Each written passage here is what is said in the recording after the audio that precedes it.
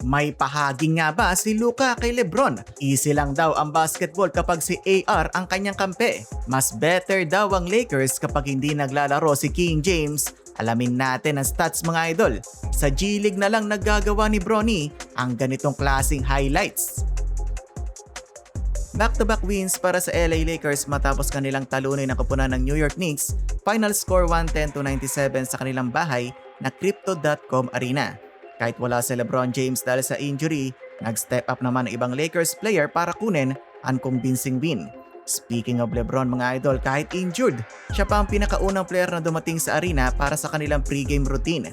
Pinabagabag pa din daw ng kanyang left foot arthritis si LBJ kaya naman na-ruled out ngayong game. Pero kita mo yung dedikasyon ng isang LeBron. Sa kanyang 23rd season bilang oldest player in the league, siya pa ang unang nag-warm up sa arena. Ayon kay Malika Andrews, day-to-day si LeBron. Hindi naman yung sa braso ang iniinda kundi itong left foot. Mabalik tayo sa recap ngayong game. Sa unang quarter pa lang, agad nagpakita ng agresibong laro ang Lakers. Malakas ang simula nila at nakuha agad ang double-digit lead, 31-23. Sa second quarter, sinubukan ng Knicks na bumawi sa pangunguna ni Jalen Brunson pero nanatiling kontrolado ng Lakers ang tempo ng laro. Pagdating ng third quarter, dito tuluyang lumayo ang Lakers. Pinangunahan sila ng napakagandang performance ni Luka Doncic na nag-init ang scoring.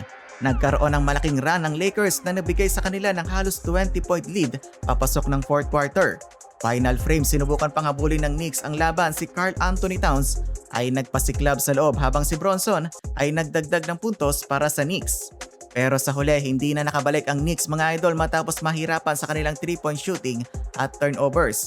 Isang crucial 3-pointer mula kay Luka Doncic sa final minutes at tuluyang naselyo ang laban.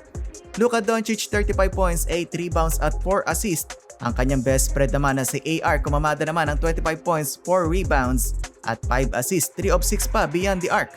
Pangatlo sa scoring si Rui na may 13 points at Luke Kennard na patuloy ang impressive performance, meron naman siyang 12 points. Dahil sa dalawang sunod na panalo ng Lakers nang wala si LeBron James, may mga nagtatanong na kung mas better ba ang Lakers kapag wala si LBJ. So far 9-2 ang Lakers ngayong season kapag naglalaro si Luka at AR nang wala si LeBron. Eto pa mga idol, tinalo lang naman nila ang ilan sa malalakas na teams tulad ng Spurs, Timberwolves at Knicks. Pero ayon sa stats, slightly percentage lang naman ang kinaibahan. 21-14 ang record ng LA with LeBron, habang 11-6 naman sila kapag wala si LeBron.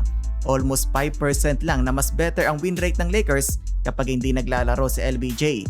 Kaya hindi pa din natin makukonclude na mas better ang Lakers kapag wala siya. Marami pang factors tulad ng home at road games at ibang supporting players na nai-injury.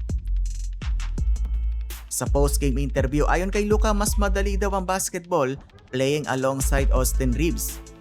But just, play with him is so easy because he draws so much attention. Naglabasan tuloy ang mga comments na mag-retire na lang si LBJ at ang future talaga ng LA ay si Luka at AR na. Isingit lang natin bago matapos ang video, nagbabalik si Bronny James sa G-League team ng Lakers at sa laban nila kontra Santa Cruz Warriors ay may pinoster dunk si James Jr. Hindi pa tapos ang laban mga idol pero nakapagtala na ng 15 points on 4 of 8 shooting si James Jr. Mas mahabang playing time na 25 minutes compared sa Lakers. Kayo mga idol, naniniwala ba kayo na mas better ang Lakers kapag hindi naglalaro si LeBron o mas maganda pa din ang takbo ng LA kapag andyan si LBJ? Comment down below lang at huwag kalimutan mag-like, share at subscribe.